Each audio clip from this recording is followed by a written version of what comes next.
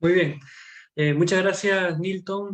Siempre agradeciendo por la confianza depositada en cargarme el manejo, el dictado de algunos temas en los diversos cursos que desarrollas y que muy bien, y es una muy buena práctica en fomentar digamos, la comunicación o la difusión de conocimiento y la generación de conocimiento, porque a través de estos espacios permite que no solamente se pueda difundir o hacer conocer o dar a luz, digamos, a ideas escritas a través de los medios tradicionales, sino también a través de la virtualidad, poder también explicar cosas que aún quizás todavía no están materializadas en documentos, en escritos, pero que ya son grandes instituciones que se puedan estar formulando o planteando, ¿no? Entonces, esos espacios permiten también, es otra ventana de, digamos, de generación de conocimientos y de comunicación y, ¿por qué no, de intercambio, ¿no? En lo personal, estimados presentes, Nilton, no tengo ningún inconveniente que puedan interrumpir la exposición para generar alguna pregunta o incluso alguna oposición o algún cuestionamiento. Es totalmente libre. Es más, a mí me encantaría poder relacionar y participar con los presentes. Si no se puede de manera verbal, digamos, a través del audio, por lo menos en el chat, ¿no? En el chat interno. Que a la vez también voy a apoyarme del chat para colocar algunas cosas, ya que no he podido preparar diapositivas por cuestiones de tiempo, por temas del trabajo se me ha hecho complicado, pero, a través del chat interno sí voy a poder escribir algo, quizá, ¿no? Bien, ya una vez planteado esto, con los agradecimientos que corresponden, porque es lo justo, damos inicio a la exposición sobre el tema del bien jurídico. Y tradicionalmente o de forma muy, digamos, clásica, siempre cuando se ha abordado este tema, se ha abordado desde la idea de desarrollar la evolución de la teoría del bien jurídico, no sé, con las primeras formulaciones, ¿no? Con Birbaum, von Lis, Binding, pasando incluso de la teoría materialista, Abuso Ramírez, si hablamos del planteamiento latinoamericano, Abuso Ramírez, la teoría de la disponibilidad de Eugenio Raúl Zaffaroni, etcétera, ¿no? Entonces, se ha hecho un miraje, normalmente es la forma de abordar el tema. Eh, a ver, un segundito, discúlpeme.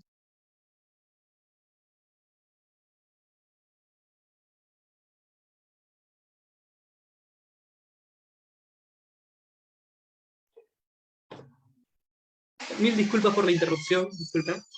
Eh, Bien, como le decía, clásicamente se desarrolla así, ¿no? Los intereses sociales en Paulis, considerar, por ejemplo, como binding, la protección o digamos, esa identidad que hay entre el bien jurídico y el objeto o la protección de la norma, eh, los intereses sociales vitales que desarrolla von Lis, que son intereses que están más allá del derecho penal, o los derechos subjetivos que habla Feuerbach. Eh, Todo eso lo vamos a dejar de lado esta vez. Vamos a dar una mirada distinta al desarrollo del bien jurídico. Cuando digo distinto, sería bueno mirarlo desde su importancia práctica, ¿no? O sea, la idea del bien jurídico es un contenido altamente teórico, eso no lo niego, y justamente quiero la exposición de hoy día que se resalte, o sea, lo teórico no significa que esté en las nubes y que se queda ahí, o sea, lo teórico significa que tiene que tener, o sea, tiene digamos, su reflejo a nivel práctico, ¿no? Sí lo tiene. Ahora, otra cosa es que no sea o bien publicitada o bien, digamos, desarrollada o esclarecida, es otra cosa, ¿no? Pero siempre todo discurso, todo planteamiento tiene una connotación práctica e incluso política, si hablamos del derecho. En términos simples, o un planteamiento es funcional o disfuncional a un sistema político, y desde ahí ya tiene un arraigo práctico, porque es así. Toda idea siempre tiene, sobre todo en el derecho, toda idea destinada al ejercicio, digamos, de resoluciones de conflictos, sobre todo tiene una connotación estrictamente práctica, ¿no? Entonces, Lo que nosotros vamos a hacer es eso, es vislumbrar, es dilucidar, es esclarecer, es exhibir, mostrar, eh, digamos, cómo estos planteamientos que vienen de años digamos, se ven, se observan, se advierten a nivel eh, de dos ejes, ¿no? A nivel de la creación legislativa y a nivel de la aplicación, ¿no? A nivel de la aplicación judicial. Entonces, ahora, eh, pero antes de eso, eh, necesito tener o esclarecer lo siguiente, ¿no? Antes de justamente adentrarnos en estos dos puntos de desarrollo que acabamos de señalar, en que el derecho penal no crea bienes jurídicos. El derecho penal ni siquiera los ha creado aún todavía. El derecho penal, como toda rama del derecho, del derecho civil, el derecho administrativo, lo que hacen es incidir en aspectos de bienes jurídicos que tienen en común todas las áreas. O sea, por ejemplo, la vida se protege en el derecho penal, sí se protege en el derecho penal la vida como bien jurídico, correcto, la vida humana independiente, o sea, dependiente. Pero también en el derecho civil ocurre lo mismo. También en el derecho administrativo ocurre lo mismo, con las normas de seguridad, por ejemplo, de tránsito. En el derecho civil, ¿qué decir? Hay toda una regulación y todo un capítulo especializado en el libro 1 del Derecho de las Personas en el Código Civil, ¿no? Y en el Código Penal también, del artículo 106 en adelante, encontramos el tema de homicidio y los temas de aborto. Entonces, por ejemplo, ¿no? Igualito podemos decir de el libramiento indebido, ¿no? El cheque, por ejemplo, también es visto y protegido o garantizado su tráfico en el ámbito penal, por ejemplo, con los libramientos indebidos, también en el ámbito bursátil o en el ámbito cartular, ¿no? Es en el ámbito de los títulos valores, y también en el ámbito civil, ¿no? Como parte de entes con valor patrimonial, ¿no? Como documentos con valor patrimonial.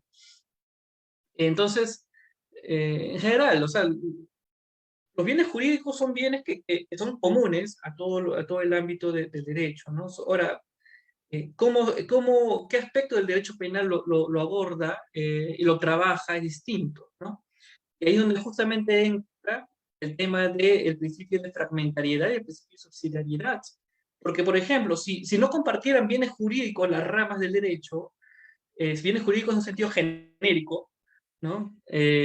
No tendría sentido el principio de subsidiariedad. Porque el principio de subsidiariedad justamente su aforismo latino es ultima ratio. Entonces, ultima ratio significa que previamente a ese bien jurídico que protege el derecho penal es porque también ese mismo bien jurídico ha sido protegido por el derecho civil, por ejemplo. Si no, no podría ser comprendido el principio de subsidiariedad. Entonces, como ven, hablar del bien jurídico no es algo exclusivamente del derecho penal, ¿ya? Y continuando con el desarrollo de la subsidiariedad, por ejemplo, esto lo vemos en el delito de omisión de asistencia familiar. Sabemos que las deudas, no hay pena de cárcel por deudas, no lo hay. Y eso está establecido en la Constitución. Pero incluso si hay problemas, si alguien tiene un acreedor, hay un conflicto entre el acreedor y el deudor, porque el deudor, disculpa, no le llega a satisfacer la obligación patrimonial que tiene eh, pendiente, entonces uno acude a la vía civil, ¿no? Y bueno, y si no hay forma de cobrarlo, lástima, ¿no? Hasta que en un momento la persona tenga, digamos, propiedades para poder reclamar. Pero no puedo hacer nada más, no lo puedo meter a la cárcel. Pero solamente en el ámbito de alimentos, ya esa deuda tiene connotación penal, ¿no? Entonces, digamos, de todo el ámbito de deudas que siempre es trabajado por el derecho civil, solamente el ámbito específico de la deuda por alimentos ya tiene un reforzamiento penal.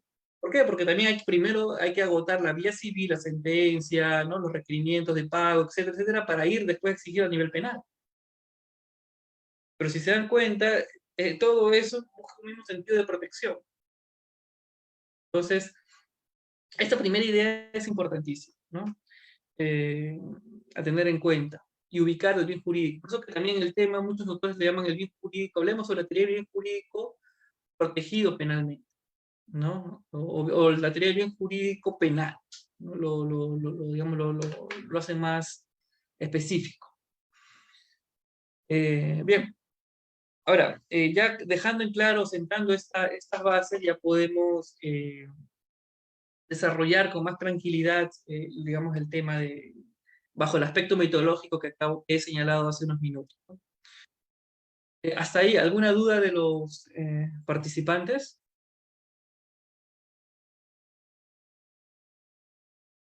Bien, continuamos. Como les dije, puede interrumpirme en cualquier momento, no tengo ningún inconveniente. Bien, eh, ¿por qué, digamos,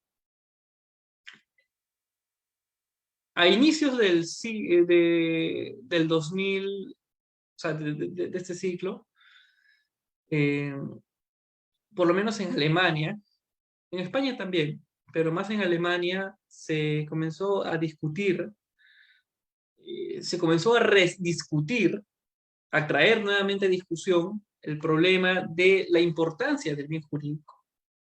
O sea, eh, la pregunta, digamos, básica era si a través de la teoría del bien jurídico se puede establecer o poner límites al poder punitivo. Esa era la pregunta, ¿no? Si, en términos sencillos, ¿sirve el bien jurídico? O sea, en el derecho penal, ¿tiene una utilidad en el derecho penal el bien jurídico? Eh, ¿Puede ayudarnos el bien jurídico a resolver casos? ¿Puede el bien jurídico ayudarnos a contener el poder punitivo? ¿Y por qué se armó la discusión? Porque, para comenzar, habían posturas contrarias, ¿no? O sea, quiere decir que había posturas que, como la nuestra, como la que sostenemos, por lo menos en la exposición de hoy, que sí tiene importancia el bien jurídico, tiene valor el bien jurídico, vale el bien jurídico en la contención del poder punitivo y en la aplicación en la resolución de casos, claro que sí. Pero también había otras posturas que decían que no, que el bien jurídico no tiene mayor aporte, ¿no? Porque, por ejemplo, es demasiado vago, ¿no? Y eso es cierto. Si se dan cuenta, y por eso que tampoco no hemos entrado todavía, no hemos tomado el camino de analizar la evolución de la teoría del bien jurídico, porque la idea es que ustedes se vayan aquí, por lo menos, con alguna idea más o menos clara de cómo trabajar, de herramientas prácticas, ¿no? Porque si nosotros abordamos la teoría del jurídico, que bien podemos hacerlo si de repente, si el panel lo desea, pero, digamos, al final, como son tantas posturas y son divariantes, son disímiles entre sí incluso, al final terminamos un poco más confundidos, ¿no? Entonces, como esta es una clase de un día, prefiero ir directo al punto, ¿no? Si fuese una clase de penal o un curso, tendríamos varias sesiones, podríamos ir viendo y desarrollando, incluso sentando postura entre todos. Entonces, eh, pero ¿qué es lo que causó incluso o colocó al punto más álgido la discusión? Fue una sentencia del Tribunal Federal Alemán, disculpa, del Tribunal Constitucional Federal Alemán, que en el 2008 justamente ellos señalan de que el bien jurídico eh, no limita los poderes del legislador. Al momento de criminalizar, al momento de tipificar, es decir, de la tipificación, es decir, del proceso de crear los tipos penales, el bien jurídico no garantiza y no tiene un rol protagónico en esto, ¿no? Entonces, como que a lo de la tesis contraria, a lo que decían que el bien jurídico es demasiado vago, demasiado abstracto, es inefable, entonces no ayuda, y el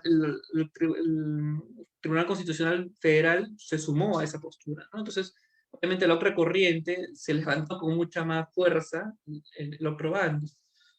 Porque evidentemente ya tiene un respaldo no solamente doctrinario, sino también institucional, porque incluso con base de ese razonamiento se comenzó a resolver casos. Claro, aunque esa sentencia del Tribunal Constitucional Federal, si ustedes lo revisan, es bastante contradictoria porque después de decir todo eso y un poquito de echar barrito al bien jurídico, terminó buscando el bien jurídico del delito que se estaba deduciendo en autos, ¿no? y entonces un poquito contradictorio, pero generó la discusión, es lo que nos importa. Entonces, eh, aparte de la vaguedad y aparte del aporte del Tribunal Federal con respecto a la postura de que el bien jurídico no tiene mucho protagonismo en la teoría del derecho penal, eh, se suma una postura también, la de que todos conocemos, ¿no? Que siempre le hemos conversado, le hemos discutido de Günther Jacobs, de él y de sus discípulos, donde ya no analiza que el objeto de protección del derecho penal o la misión del derecho penal ya no es la misión, ¿ah? No es proteger bienes jurídicos, eh, sino la misión ya es otra, ¿no? La misión viene a ser el, la paz normativa. Ya, digamos, esa es una forma de decirlo, ¿no? La misión del derecho penal es generar la paz normativa.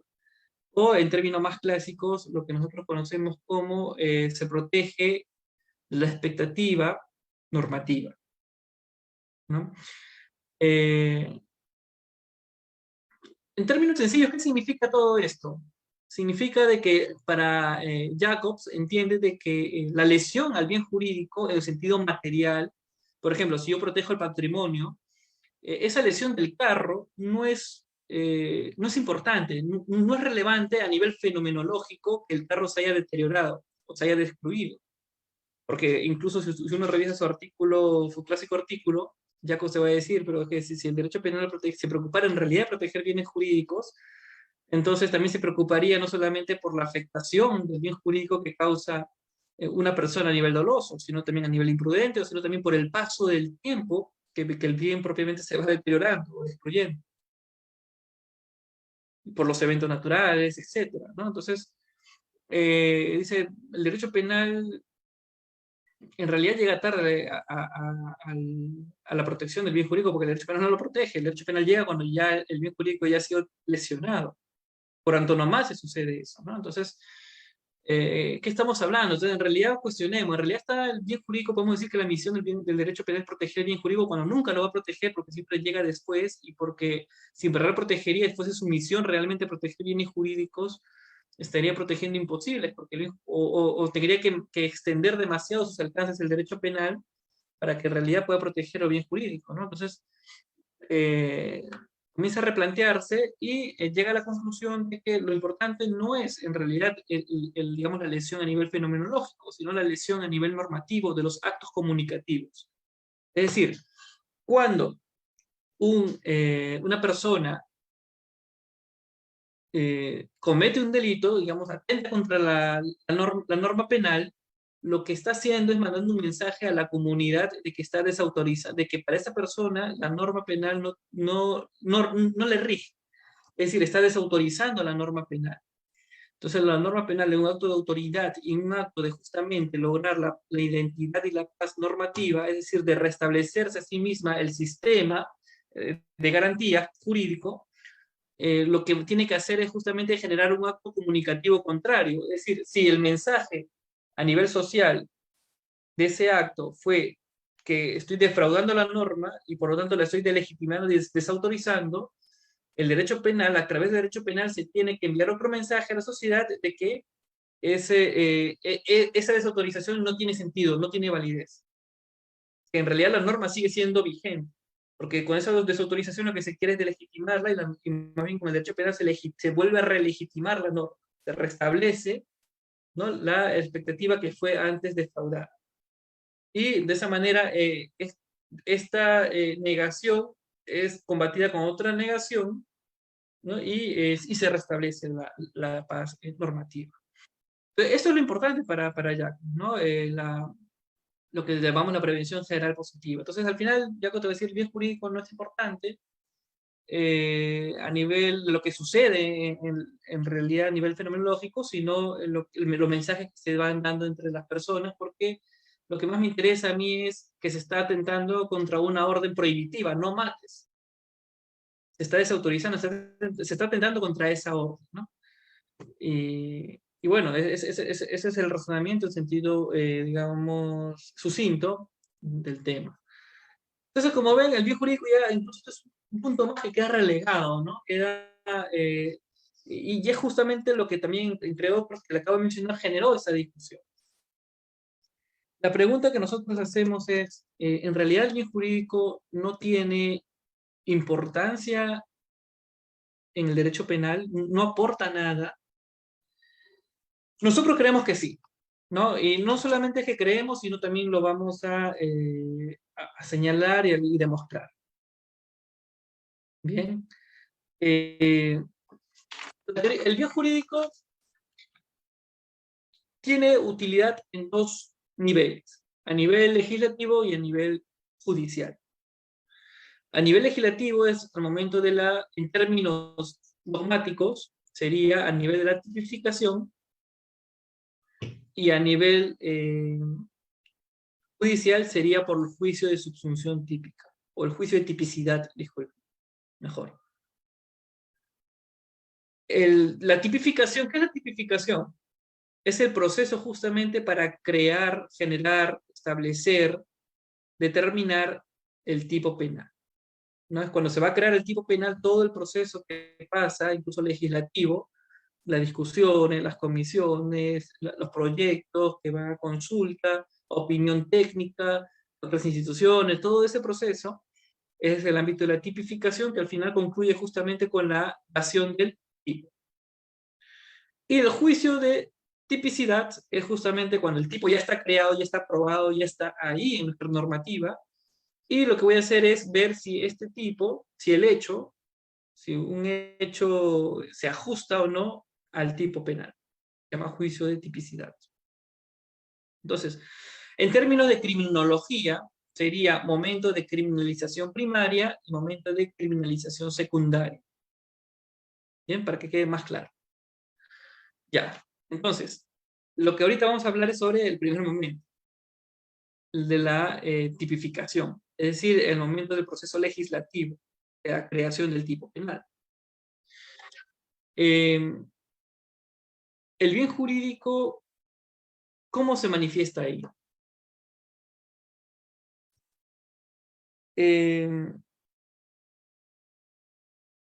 Por ejemplo, ya con el bien jurídico,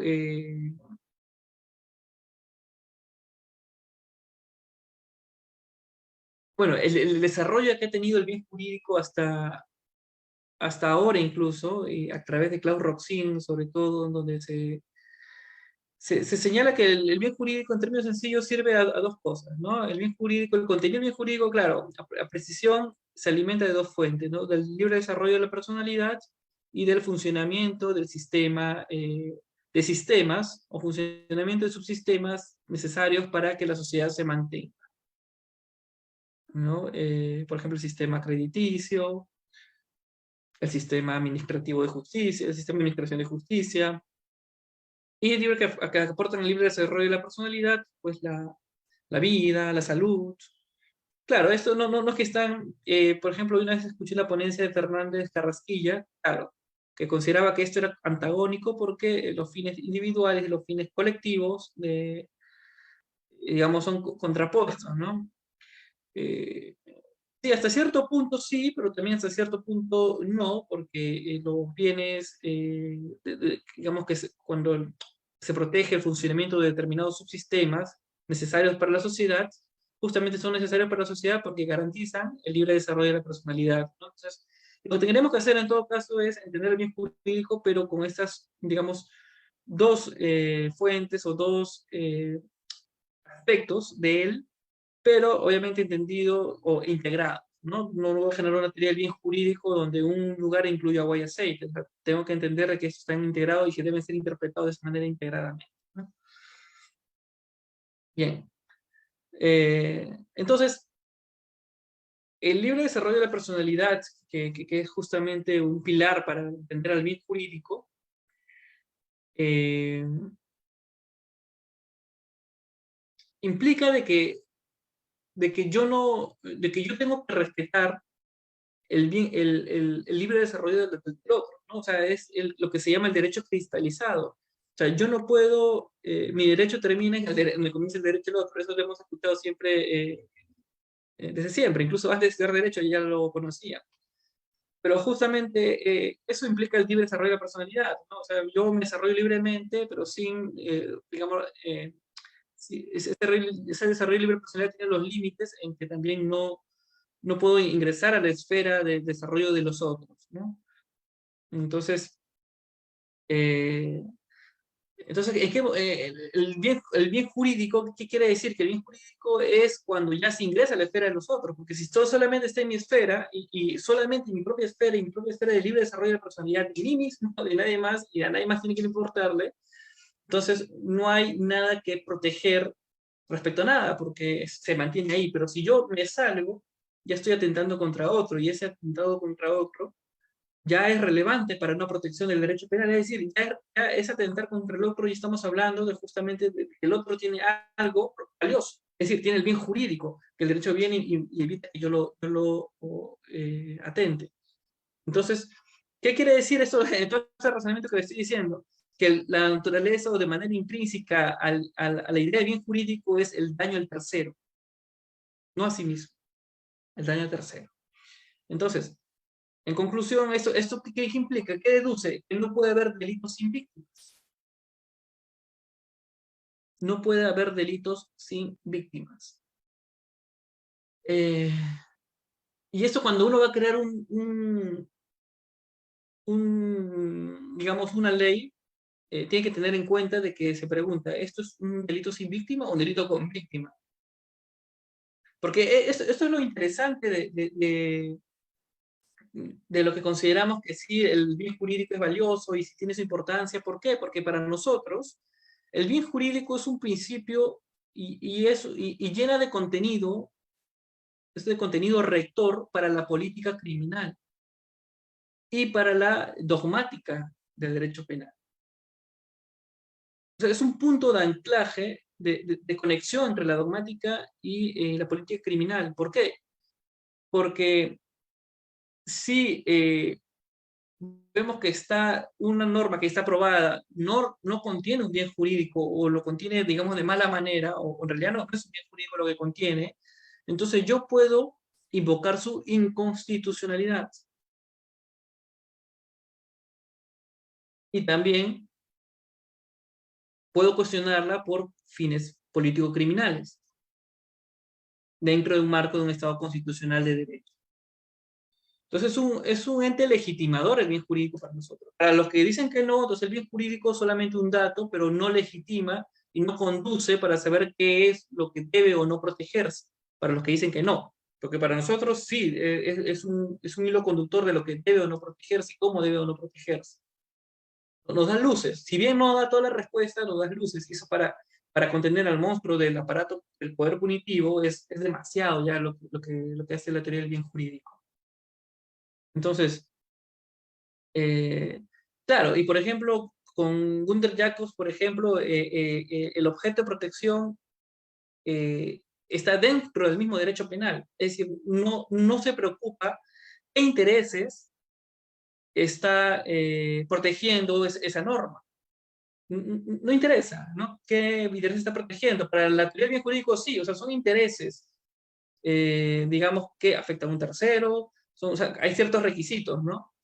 Y son intereses extrapenales, ¿no? Pero no, para la teoría, digamos, normativa no interesa eso, por lo tanto, el objeto de protección es, digamos, básicamente la norma, la expectativa que genera la norma. Eh, claro, pero, pero yo les pongo, pero incluso Jacobs tuvo que retractarse de cierta forma, ¿no? No lo ha hecho de manera tan radical, pero sí se ha recatado en los últimos tiempos sobre este punto, porque ya no considera solamente que la misión del derecho penal sea la de proteger, justamente generar la paz y la identidad normativa, sino también la de realmente a nivel fenomenológico hacer de que esto sea así, que en verdad haya una paz significativa también a nivel fenomenológico, porque incluso mismo Jacob pone este ejemplo. Él dice, ¿no? Ya en los últimos tiempos, no en el libro de los años 80, la teoría del libro de Derecho Penal, parte general que él tiene, ¿no? Ya tiene artículos recientes, de que ya no basta, que no basta solamente con que la persona sepa de que cuando va a un parque, eh, que el derecho penal se ha preocupado por mandar un mensaje a la gente de que robar el reloj está mal, o de que eso es ilegal, sino también la persona que va al parque le interesa que efectivamente eso se cumpla así. O sea, de que en verdad no solamente sea un mensaje, sino él espera que no sea víctima también de esa defraudación.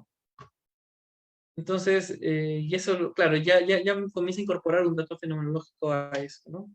La misión del derecho penal, que no solamente la identidad normativa a nivel de actos comunicativos, sino que, digamos, ese acto comunicativo ya llega a un plano más práctico, ¿no? Que la de generar o de preocuparse a que así sea. Esto es un salto, claro, dentro de la lógica de los actos comunicativos de Niklas Luhmann todavía, pero da un salto todavía más allá, ¿no? A lo que anteriormente hacía. Esto es lo que pasa, y en Latinoamérica sostener justamente esa idea de identidad y paz normativa es mucho más complicada de acuerdo a nuestra idiosincrasia e ideología incluso. Por ejemplo, yo les pongo un ejemplo así, que hoy día me ha sucedido, para no irnos, ¿no? Entonces, estaba la luz roja, yo estaba pasando, y aún estando la luz roja, yo tuve que parar y esperar que todos los carros estén en fila, a diferencia, por ejemplo, cuando uno va a Europa, Alemania, por ejemplo, uno pasa y los carros se detienen. O sea, hay un pase que no tiene semáforo, ¿ya? Hay un pase que no tiene semáforo, uno va y los carros ya te ven a una distancia y te detienen. Y tú pasas. Claro, para latinoamericanos dicen, caramba, pero si no hay semáforo, bueno, no, es que ellos ya saben, ¿no? Que el peatón tiene preferencia y paran de manera automática.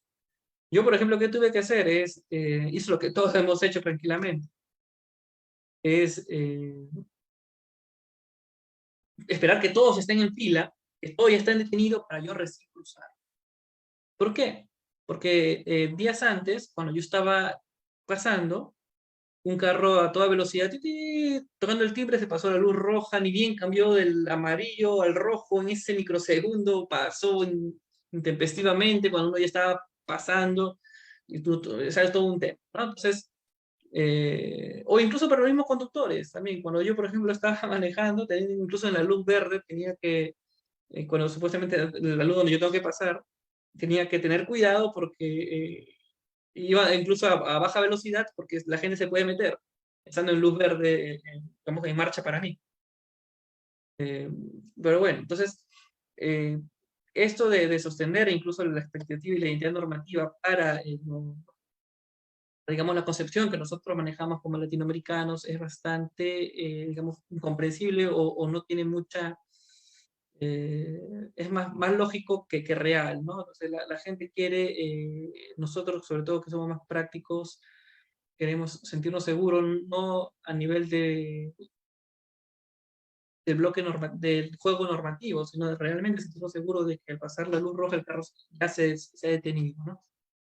Entonces es un ejemplo, digamos, para graficar, ¿no? El razonamiento, obviamente, que emplea Günther Jacobs es mucho más complejo para llegar a esas conclusiones, sino que, digamos, son miradas superficiales para poder dar a entender lo que hace un momento estaba planteando sobre incluso que él ha tenido que de alguna forma replantear ya los postulados de ahora, en la actualidad, ¿no? A diferencia de lo que sostenía hace muchos años. Bien, ya cerrando lo de Jacobs, ya dejándolo un poco de lado. eh, Bien, pues la teoría del bien jurídico, como le decía, importa la protección del otro, ¿no? Entonces, por ejemplo, un delito sin víctima, ¿quién me podría decir? Un delito sin víctima, de los presentes. Y son delitos que se han penalizado en su momento, ¿no? Pero, por ejemplo, si actualmente vuelven a ser penalizados o encontramos en nuestro Código Penal un delito de esa manera penalizado, lo que tenemos es que hacer dos cosas, o tratar de interpretar, darle una nueva interpretación conforme a la teoría del bien jurídico, o, si no se puede ni aún así, declararla su inconstitucionalidad, ¿no? Eh, por ejemplo, un delito sin víctima, ¿alguien de los presentes se anima a mencionar? Hace muchos años, nosotros penalizábamos la vagancia en el Perú. La vagancia, el desempleo, era penado. El vaguito que está pidiendo dinero, lo llevaba. Eso es un delito sin víctima. Otro delito sin víctima, por ejemplo, es la homosexualidad. En su momento fue perseguido. No en el país, no estoy tan seguro, eso sí me faltaría investigar, pero en otros países sí se ha perseguido.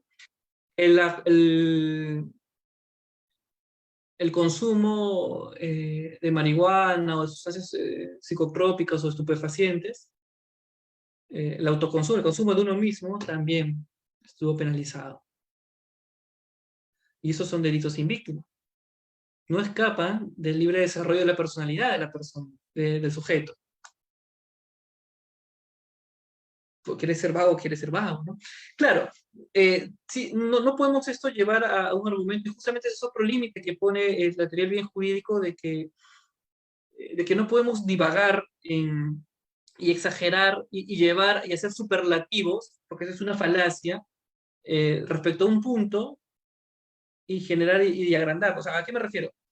Por ejemplo, la vagancia sí está penalizada porque le encuentras una justificación cualquiera, ¿no? Sí, porque digamos es una mano de obra barata que no está produciendo para el país, como no está produciendo para el país, eh, es un parásito del sistema, y como es un parásito del sistema, como todo parásito es un mal, y si es un mal, al final traiciona a la patria. O sea, ese razonamiento es un razonamiento que se hace de manera exagerada y superlativa, que se llega a una conclusión, ¿no? Digamos, el que comete corrupción, traiciona a la patria, el que comete delitos, traiciona a la patria, ¿no? Podría ser interpretado así, ¿no? Entonces, igual el homosexual, que sí, pero que después del homosexual le ha propagado lo que es el VIH y que el esto, y por lo tanto, atenta contra la sociedad. O sea, esos razonamientos también limitan el bien jurídico, ¿no? Ese tipo de justificaciones limita el bien jurídico porque ya no lo vuelven visibles. Porque acá lo que se está viendo y centrando es el libre desarrollo de la personalidad. Entonces, atenta al libre desarrollo de la personalidad o de manera objetiva, no con base a los sentimientos, no con base a la opinión. Y ese es otro aporte también de la teoría del bien jurídico. Entonces, ya vamos viendo tres aportes del bien jurídico en el momento de crear la norma. Que se tiene que haber dañado un tercero, que tiene que, digamos, este daño al tercero tiene que ser objetivo. Y tres, que tiene que ser preciso, no se puede hacer superlativos, no se puede hacer exageraciones, observaciones, llevar e inflar a puntos desorbitantes, digamos, la justificación, ¿no? Se tiene que centrar, o bien, de manera objetiva, me afecta el libre desarrollo de la personalidad, o bien me afecta el funcionamiento de determinados sistemas vitales para la sociedad. El homosexual lesiona sistemas vitales para la sociedad de funcionamiento, no. El homosexual le aporta como cualquiera. El, el vagabundo igual, o sea, no cumple con esas exigencias, ¿no? Entonces, ahí ya tenemos tres aportes importantísimos, ¿no? ¿Qué pasa si nosotros vemos un delito sin víctima? Comienza a penalizarse, por ejemplo, el consumo, o por ejemplo, comienza a castigarse el suicidio, o sea, tú te suicidas, te intentas suicidar, se frustra y te sancionan, eso sería delito sin víctima, porque lo único que te estás dañando es a ti mismo. Bien, entonces el bien jurídico ahí saltaría, porque la única forma de interpretarlo adecuadamente saltaría y diría, eso es inconstitucional, ¿no? No tiene contenido, y no tiene sentido, no tiene una ratio legis legítima y válida, de acuerdo a las exigencias del Estado constitucional de derecho, esta propuesta legislativa, ¿no? O esta norma. Bien, entonces, ahí ya tenemos aspectos importantísimos de utilidad en la creación legislativa. Al momento de crear las normas uno va viendo que si tiene o no contenido. Y también el bien jurídico, y un cuarto también, no, claro, y dos más. Un cuarto es que también la teoría del bien jurídico aporta que tiene que tener fines socialmente útiles. el delito, la creación del delito, tiene que tener fines socialmente útiles. Entonces hemos visto el criterio de objetivo, el criterio del daño al tercero, el criterio de evitar exigencias, o disculpe, razonamientos superlativos, y 4, que tengan fines socialmente útiles, porque como les dije, no solamente es el libre desarrollo de personalidad, sino también es el funcionamiento de determinados sistemas vitales para el funcionamiento justamente de la sociedad, ¿no? Y obviamente estos dos, libre desarrollo de personalidad y estos subsistemas de protección, tienen que estar integrados. No tienen que entenderse en la misma consonancia. Entonces, si voy a proteger algo, tiene que ser, al final, útil para la sociedad. Y un cuarto punto, y un quinto punto, digamos que si yo veo, digo, ah, caramba, ¿no? Eso está mal, o yo no debo crear ese tipo de normas, o lo tengo que reformular porque estoy haciendo una mala redacción normativa, incluso que estoy llevando a interpretar de otra manera, es, por ejemplo, también cuando se afecta la moralidad, ¿no? El bien jurídico, cuando yo digo también de que esto es una protección de un daño al tercero de manera objetiva, esto aleja el tema de los sentimientos, el tema aleja de la opinión y de la moral. Por ejemplo, el incesto, ¿no?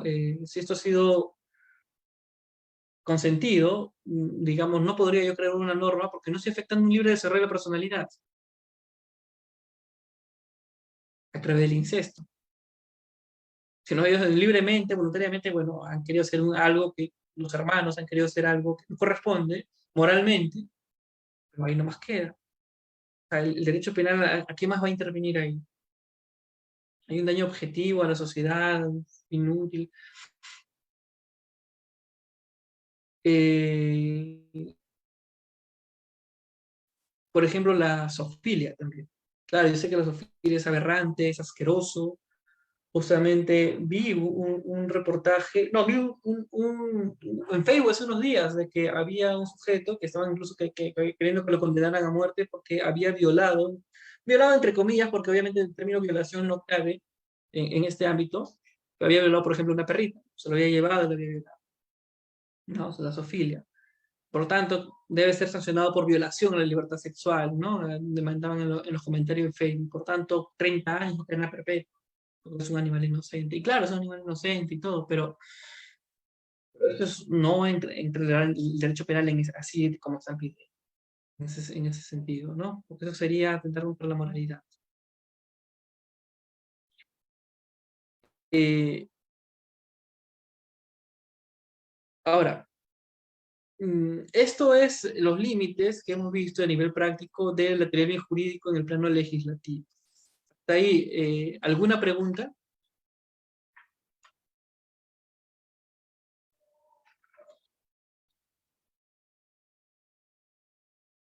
No hay ninguna hasta este punto, para pasar a la última etapa ya. Porque 10 minutos más de exposición y de ahí ya le damos por culminado. ¿Alguna intervención, alguna pregunta, algún comentario? Todo claro, me dicen. Maggi, ya, gracias Maggi. ¿Se está entendiendo, no? O necesita más ejemplos sobre un punto?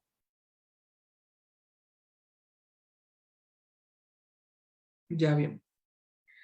Ahora, también tiene su utilidad a nivel judicial.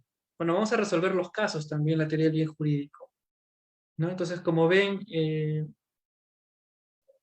como están dándose cuenta, no es solamente que yo, profesor, iba a desarrollar teoría del bien jurídico, pam, pam, o sea, hacía sus clases y bueno, y uno lo aprendía, memorizaba, ¿no? ¿Qué es esto? ¿Qué es el otro? Pero no sabía. Al final, cuando uno va a trabajar, imagínense, en el Ministerio de Justicia, te mandan a encargar proyectos legislativos.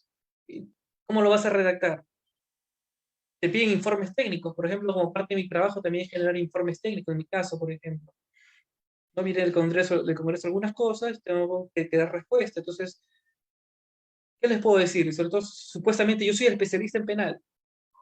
Y me están diciendo, ¿sabes qué? Tengo este proyecto legislativo, ¿es viable o no? Obviamente hay varias formas de abordar su viabilidad, entre esas su constitucionalidad, porque también puede funcionar técnica legislativa, puede funcionar otras cosas, ¿no? Fundamentos, etcétera. Uno de esos puntos también justamente es su constitucionalidad, no entra el tema bien jurídico, porque yo soy partidario del bien jurídico.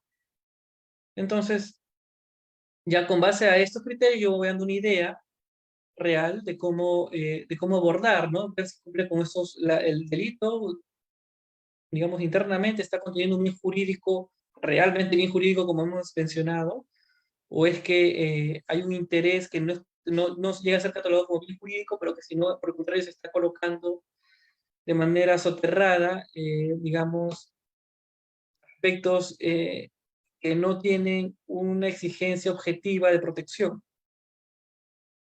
Que den cuidado, ¿no? Por ejemplo, último me ha llegado eh, un proyecto de considerar a los delitos de corrupción como traición a la patria, ¿no? Que esté catalogado como traición a la patria y por lo tanto, como toda traición a la patria, le corresponde ¿qué? La pena de muerte. Entonces, con base a la teoría del bien jurídico, tengo que hacer las disquisiciones ahí. Entonces, ya me va ayudando a esta figura, esa institución, ya me va dando luz. Ahora, a nivel judicial, también cuando uno va a resolver casos, esto también tiene importancia. Todo delito, todo tipo penal tiene un aspecto formal y un aspecto material. Por ejemplo, Muñoz Conde habla de una antijuridicidad formal y de una antijuridicidad material. Eugenio Rosa Faroni habla de un tipo sistemático y de un tipo conglobante. Bueno, en términos sencillitos, el tipo penal va a tener un aspecto formal y material. El aspecto formal justamente son los elementos objetivos del tipo, tal y cual como lo vemos establecidos en el tipo penal, ¿no? Las relaciones de causalidad, los sujetos activos, o sea, cuando yo tengo un hecho, lo voy a pasar, claro, obviamente este aspecto formal y material del tipo penal están entrelazados. ¿Por qué? Porque el aspecto material del tipo penal va a justamente a determinarnos la forma de interpretar los aspectos objetivos del tipo, los elementos objetivos, ¿no? Entonces están entrelazados, pero para fines didácticos y de conocimiento, se hace la diferencia, ¿no? Pero eso no quiere decir que son aislados, o sea, ojo, están entrelazados. Entonces, el aspecto formal son lo que acabamos de mencionar, relación de causalidad, tipo objetivo, subjetivo, etcétera, ¿no? Los elementos normativos, los elementos descriptivos, los elementos culturales, ya, etcétera. El tipo, ¿no? Que pueda contener. Y el aspecto material justamente es la ratio ley del tipo. ¿Cuál es la ratio ley del tipo? Es el bien jurídico que está protegiendo, que pretende proteger ese tipo penal. ¿Ya? Entonces, cuando yo voy a analizar y voy a hacer la subsunción típica, es decir, voy a ver que el hecho se adecue al tipo penal, ¿no? Se engrane con el tipo penal para decir si esta conducta es típica, ¿no? Cuando voy a hacer eso, al momento de engranar, tengo que engranar el aspecto formal y el aspecto material. Ambos aspectos tienen que encajar en el hecho. Si falta el aspecto material, el hecho es atípico. Si hay una afectación material, pero no hay una afectación formal, el hecho es atípico. Vamos a poner ejemplo. Por ejemplo, ¿en qué momento hay una afectación formal, pero no material del tipo? Es decir, no hay una afectación en realidad del bien jurídico, pero sí se cumplen los aspectos formales. ¿Alguien tiene alguna idea? A ver, voy a buscar el Código Penal. Lo que les puedo decir en todo caso, en ese ejemplo podríamos poner la falsificación de billetes. ¿Ya? Ahorita voy a colocar el tipo penal. Falsificación.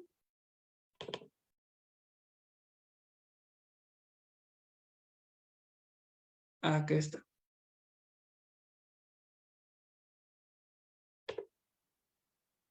Acá está. El tipo penal es sencillito. Lo voy a colocar en el chat. Ahí está. ¿Se visualiza? Entonces, el tipo penal de falsificación de billetes, ¿qué dice? El que falsifica billetes, sí, es simple, dice, ¿ah?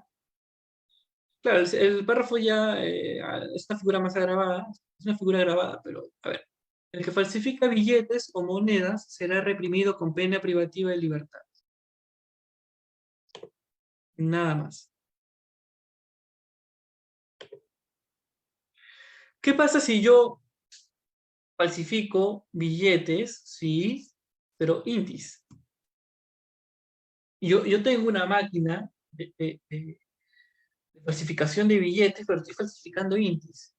Por fines, pues, ¿qué será? Pues de hobby, de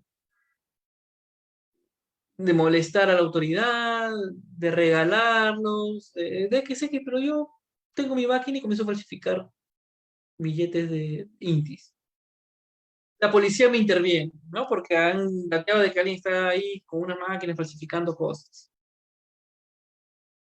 Interviene la policía, viene la fiscalía, todo. Entonces tú tienes el caso en tus manos. Y, y claro, el billete inti en su momento fue un billete que estuvo en circulación, ¿no? Fue una moneda de intercambio, fue un bien de intercambio. Pero, pero ya, el caso, tú eres el asistente de función fiscal. El caso está ahí. Te dicen Maggie o Delia o Rogelia, hagan algo.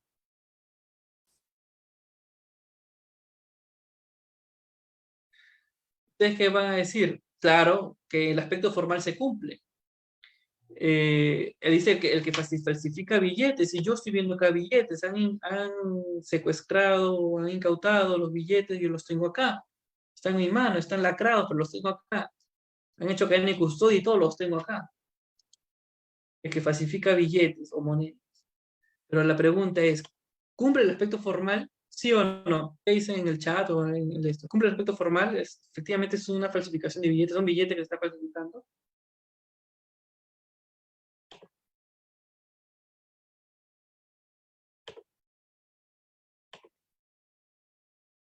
Sí, Maggi, muy bien. Maggi, está muy bien, Maggi, gracias. Ciertamente, pero ahora, el aspecto material, es decir, el bien jurídico, con colocar el tipo del delito ahí en el Código Penal, se está protegiendo obviamente el tráfico monetario y económico, ¿no? De intercambio. Se está protegiendo. Ahora, cuando yo eh, distribuyo, genero intis, y los comienzo a regalar, distribuir, lo que sea, yo afecto al sistema monetario y económico de nuestro país. Pregunto,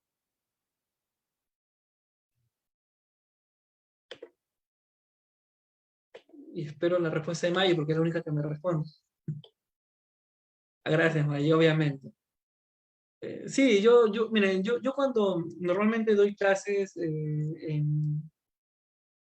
bueno, lo cuando hacía presencial, siempre me encanta interactuar. Ahorita yo me limito bastante y prácticamente hablo solo, ¿no? Pero yo en clase realmente interactúo bastante con la gente, los molesto incluso, y quien me responde bien le regalo chocolates, ¿no? Por ejemplo, una vez también cuando estaba dictando en San Marcos, veía que la gente estaba cansada, les hacía ver películas, relación al derecho, ¿no? Bonitas, y les compraba cajitas. Me gusta tener esa interacción, pero yo acá me limito. Eh, no, pero mi chocolate es, bueno, cuando responden preguntas complicadas. Pero está bien, yo lo justo porque es la única que participa. Bien, retomando. Entonces, como ven, si hay un cumplimiento del aspecto formal con esto que ha encontrado los billetes índices, pero no hay cumplimiento del aspecto material del tipo, que es la protección del bien jurídico. Porque el bien jurídico que se está queriendo proteger con el tipo, a través de estos billetes índices, no está siendo afectado. Por más que formalmente el tipo se haya cumplido. Entonces, esto es un ejemplo, ¿no? De la importancia del bien jurídico, porque ya encuentras el interés protegido detrás de todo esto del tipo y ves si efectivamente es afectado o no. Entonces, acá se ve la importancia práctica. Entonces, tú como asistente de función fiscal, ¿qué vas a hacer? Archivar el caso. ¿Por qué? Por atipicidad. Por la causal atipicidad lo vas a archivar. Ya no vas a hacer ni siquiera diligencias, más allá, no, ya está el caso clarísimo, ya lo archivas. Y razonas y sustentas esto, justamente, ¿no? Le haces esta aplicación. Y ya está. Ya hemos resuelto un caso con la teoría del bien jurídico. Eh, Ahora, no solamente está el tema de que si se afecta o no el jurídico. Ahora, una vez que uno hace el análisis de que si se cumplió el aspecto formal y el aspecto material, ocurre a veces, ojo, ocurre a veces de que aún cumpliéndose el aspecto formal y aún cumpliéndose el aspecto material, aún así es atípico. Porque, ¿por qué? Pero, pero ¿por qué? O sea, es confuso. O sea, si se cumple el aspecto formal, usted me ha dicho que cumplir el aspecto formal y el aspecto material, y es el tipo cumplido, satisfecho, exacto, en la mayoría de los casos. Pero no siempre es así, hay que hacer un segundo análisis. ¿Cuál es el segundo análisis en el aspecto sustantivo, en el aspecto material? Si esa afectación al bien jurídico es o no relevante. Y ese análisis de relevancia del aspecto de la afectación del bien jurídico va a estar relacionada con el principio de proporcionalidad. ¿Por qué? Porque mientras más elevada es la punición de ese tipo penal, de ese delito, quiere decir que la afectación tiene que ser más relevante. Mientras más baja, menos relevante vas a jugar. ¿Hay una fórmula matemática? No lo hay. Eso ya es justamente discrecionalidad del juez, pero razonada justamente con base a lo teoría del bien jurídico que hemos mencionado. Y esto ayuda bastante. ¿Por qué? Yo les pongo un ejemplo sencillito. ¿Cómo cuando hay afectación del bien jurídico, aún así no es delito? E incluso se cumple el efecto formal. Yo cuando era estudiante, bueno, yo soy sanmarquino, y como buen sanmarquino, pues uno lucha y exige sus derechos, ¿no? Entonces, eh, yo vivía, bueno, ahora yo vivo en Caraballo, pero en esa época vivía en Comas, y de Comas igual hasta donde queda la universidad que está cerca a San Miguel, porque la Universidad de San Marcos queda aún en el cercado de Lima, se considera esa parte de San Marcos, cercado de Lima, pero prácticamente está más cerca a Callao y a San Miguel, ¿no? Entonces, me cobraba mi pasaje, no recuerdo, pues sol 50 por ahí. Yo pagaba mi sol, ¿no? Y me hacían guerra, pues, ¿no? Decían, no, que muy lejos, que esto, que lo otro. No, mi pasaje universitario, ¿no? Yo pago un sol, un sol, un sol, un sol. Y a veces habían, bueno, uno se entendía, ¿no? Y a veces pasaba que había cobradores malcriados, pues, ¿no? Y yo le decía, baja tal, ¿no? Yo vivía en la avenida Belaúnde. Bájame Belaúnde. Y el cobrador, nada, no paraba. Y el chofer también se había ganado con el pleito porque yo exigía, no, yo pago, no, yo paro policía, me ponía fuerte, pues no me bajaba. Entonces, ya decían, ya, y avanzaba y me dejaban, yo quería bajar en Belaúnde, y decía, déjame Belaúnde, voy a bajar en Belaúnde. Se pasaban hasta la siguiente avenida, hasta Micaela Bacida, una avenida después, por fregar, por fregar. Y en todo el camino decían, no, baja, les gritaba. Y bueno, me dejaban en Micaela, ¿no? La pregunta es, ¿esas personas deberían ir a la cárcel? Tanto el chofer, más que nada el chofer debería ir a la cárcel por no haberme bajado en Belaúnde y no más bien me dejó de Micaela, debería ser sancionado por el delito de secuestro.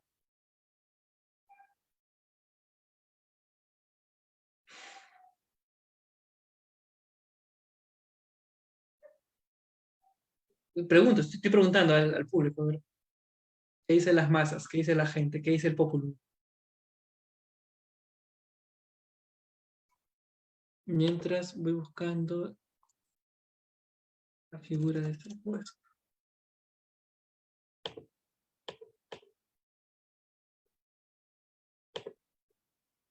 Aquí está. Disculpen.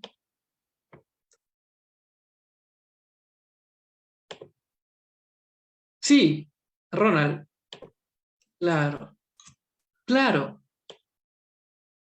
Eh, Claro, ya salió una postura interesante. Ah, Ronald, sí, te escuchamos.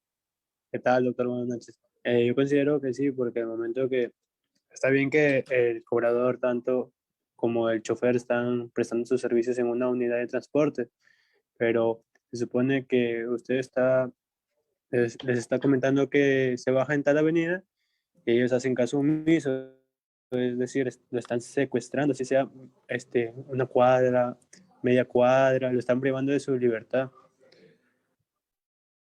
Claro. Gracias, Ronald. Así, sí, es importante. Interrumpan, levanten la mano, todo, intervengan y está muy bien, ¿no? Es una opinión o una perspectiva muy válida. Y yo en lo personal, Ronald, con todo respeto, y yo sí, digamos, soy de la opinión distinta. Yo sí considero que no debería ser sancionado por secuestro. eh, por lo siguiente, ¿no? O sea, si bien, sí, justamente estoy colocando el tema del artículo que justamente regula el secuestro, y dice lo siguiente, mira, será reprimido con pena privativa de libertad, está en el chat, lo pueden ver, no menor de 20 ni mayor de 30 años, el que sin derecho, motivo ni facultad justificada, priva a otro de su libertad personal, cualquiera sea el móvil, el propósito, la modalidad o circunstancia o tiempo que el agraviado sufra la privación o restricción de su libertad. Claro, yo sufrí mi afectación a la libertad de locomoción, ¿no? Porque yo quería, no quería estar ahí, yo quería estar en otro lado, o sea, bajar y ir a mi casa. Y si revisamos bien, el ejemplo que yo les he puesto se calza en los elementos objetivos del tipo, tal cual, ¿no? O sea, el que de que sin derecho, motivo ni facultad justificada. El cobrador o el chofer no tenía ningún motivo justificado, ¿no? No es que el derecho le ampara hacer eso. Me ha privado mi libertad de locomoción personal, libertad personal específicamente de locomoción, ¿no?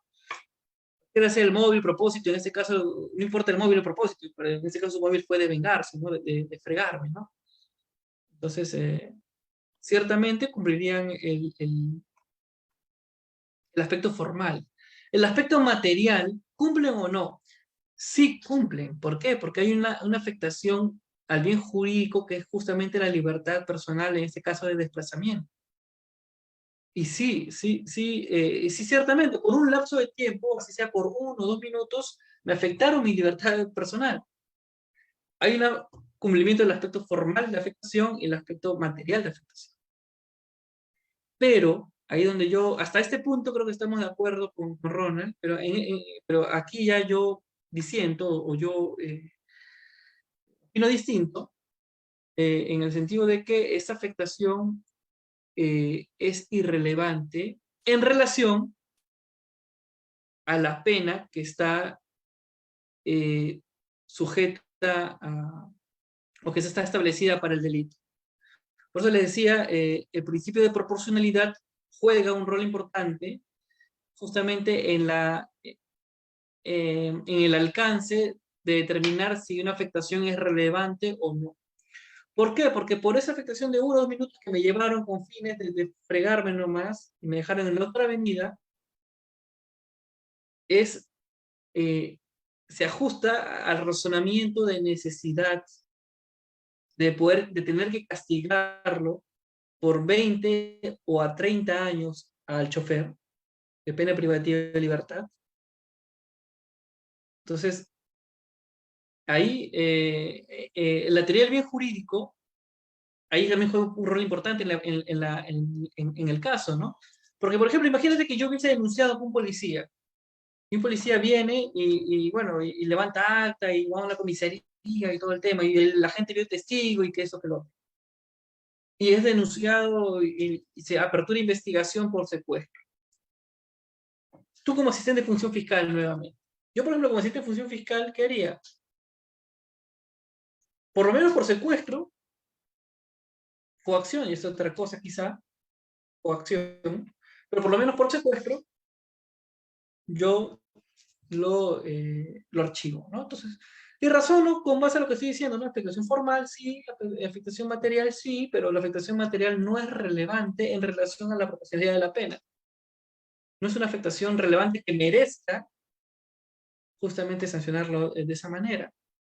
Entonces, sí hay una lesión, pero una lesión insignificante o nimia en este caso, ¿no? Una lesión insignificante. Por lo tanto, atípico, por lo menos para secuestro.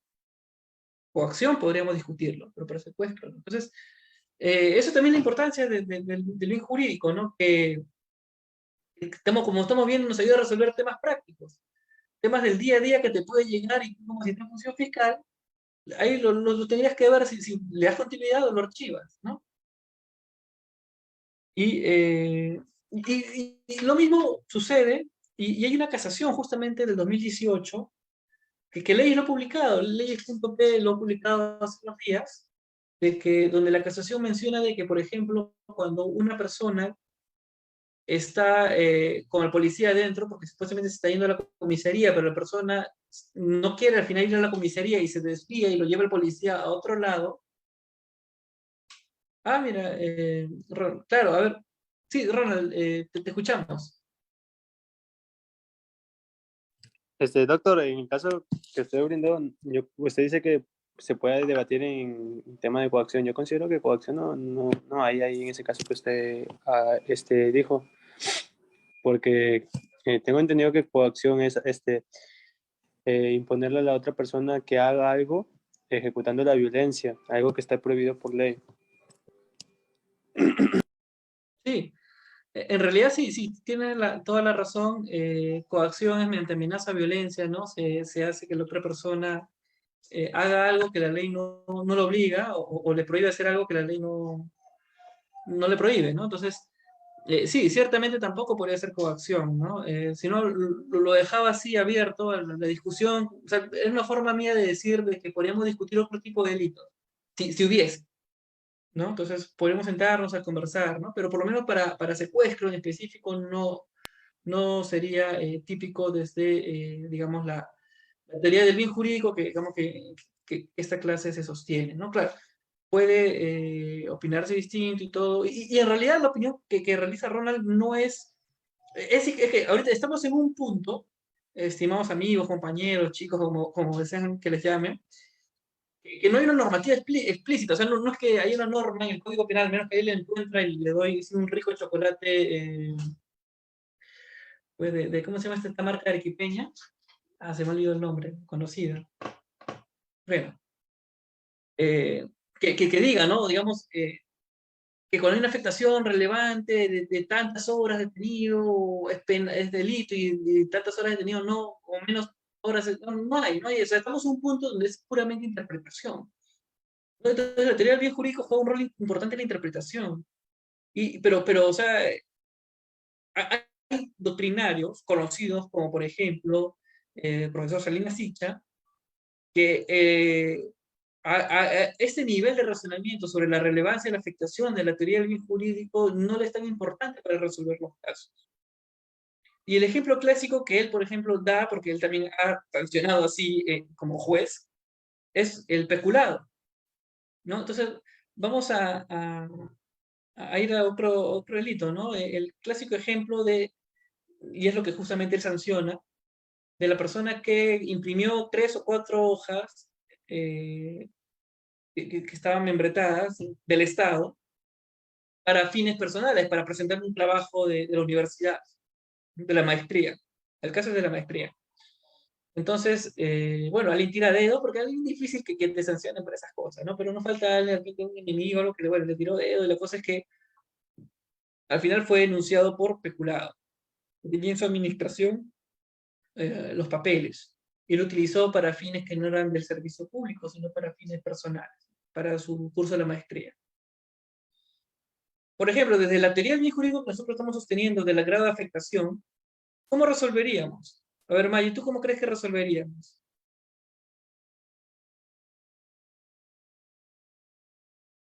Pero si puedes, Maggie, hablarlo, encantadísimo, porque escribir te hace demorar, creo.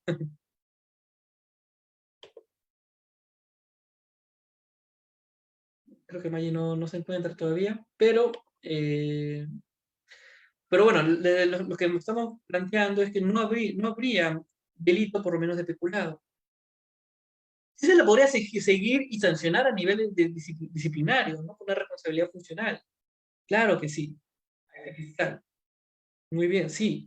Pero por sancionarlo por peculado, por delito de peculado, consideramos que no, porque no, ciertamente no hay, claro, atípico, ciertamente, así archivaríamos el caso por peculado, porque no hay una grave afectación al pecunio, al patrimonio del Estado. Claro, es una cosa que reprocharle, está mal hacer eso, sí, pero en su justa proporcionalidad, porque el delito de peculado también tiene una pena, digamos, más o menos relevante, si lo comparamos con 3 o 4 hojas que se está afectando.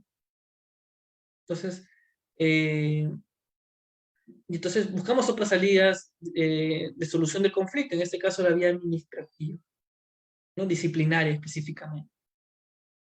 En cambio, la postura del profesor Salinas Sicha te va a decir, no, así sea una hojita y él ha sancionado, sí.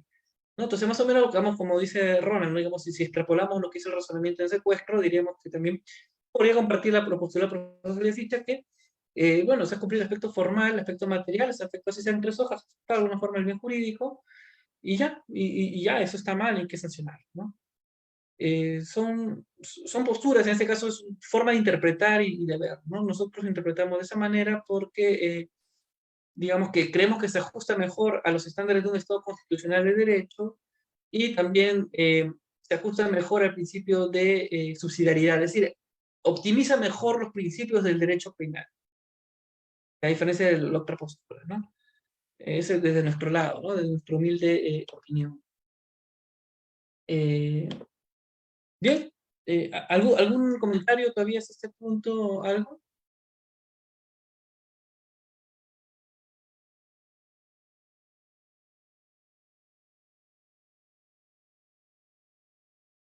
Ya. Creo que ya lo vamos a dejar ahí, porque podríamos hablar, por ejemplo, gracias, Maye. Podríamos hablar de los delitos de mera desobediencia, eh, que para un ejemplo de delito de mera desobediencia le recomiendo leer el artículo 192.1 del Código Penal, el artículo 5 del Decreto Legislativo 1106, o el artículo 273-A, son delitos de mera desobediencia. Revísenos, se van a dar cuenta porque se llama mera desobediencia, repito, el 192.1 del Código Penal, 192.1, el artículo 5 del Decreto Legislativo 1106, y el 273-A, 273-A del Código Penal, ¿no? Entonces para que ustedes lo revisen ya y de mera desobediencia, y podríamos poner en jaque, por ejemplo, el tema del bien jurídico y cómo interpretarlo, porque ahí, por ejemplo, lo que yo les decía que hay que hacer esa diferencia, ¿no? En ese caso el peculado entre el orden administrativo disciplinario y el orden penal, ¿no? Y la teoría del bien jurídico justamente me ayuda a diferenciarlo, la capacidad de intervención en cada una de estas. Con el delito de mera desobediencia, esta diferencia se ve perdida. ¿Por qué? Porque el mismo tipo penal te está regulando una infracción administrativa, es decir, el incumplimiento administrativo ya constituye ámbito penal. Entonces ahí estamos en una situación muy complicada y a ver cómo lo interpretamos, ¿no? Entonces ese punto nos va a dar tiempo de desarrollarlo el día de hoy. Por ejemplo, otro tema también que me hubiese gustado desarrollar sobre los delitos de peligro abstracto y los delitos de peligro concreto, que también está justamente que es la clasificación de acuerdo a la afectación del bien jurídico, ¿no? Entonces, no, tampoco nos va a dar tiempo de desarrollar el día de hoy y otro punto más. Claro, otra sesión con todo gusto, si Milton tiene a bien invitarme, podría extenderme en esos aspectos. Eh, pero, bueno, podría ser ya para otro día, ¿no? Si no hay nada más que agregar por parte de los presentes, algo que agregar, si no hay más que agregar, mi nombre es José Eduardo Prado Soriano y con todo gusto, para mí ha sido un placer darles una pequeña charla el día de hoy de manera célere, porque esos temas son bastante álgidos y de desarrollo exhaustivo, pero creo que lo que hemos brindado el día de hoy ha sido lo suficiente, lo muy básico para dar luces a cómo entender o cómo dar la lectura legislativa de los delitos y cómo también poder resolver los casos a nivel judicial, a nivel práctico, a nivel fiscal, a nivel tú como defensa, porque también como defensa le vas a proponer cosas así, ¿no? Entonces, bueno, espero que haya sido de su agrado y cualquier interrogante estoy a bien atender o si no ya doy pase a Nilton para que pueda hacerlo. Gracias. Doctor, si no me sería mucha molestia, era el 192 punto, inciso 2, ¿no? Ah, El sí, Código Penal. sí, 192, aquí los tengo apuntados, 192.1, 192.1 del Código Penal. Un ejemplo de delito de mera desobediencia, ¿no? Y si tú lo revisas te vas a reír porque justo me encontré una billetera hace la semana pasada, justo, y se lo devolví a su dueña, porque obviamente no es una persona íntegra, se lo devolví a su dueña, de lo cual de agradecimiento me regaló quesito, pero, por ejemplo, ahí el proceder, ahí te explica, por ejemplo, qué hacer cuando uno encuentra un tesoro o un bien mueble perdido, ¿no? Es obviamente impracticable, no conozco una jurisprudencia en ese sentido, pero bueno, ahí está, es un ejemplo de delito de mera desobediencia, ¿no?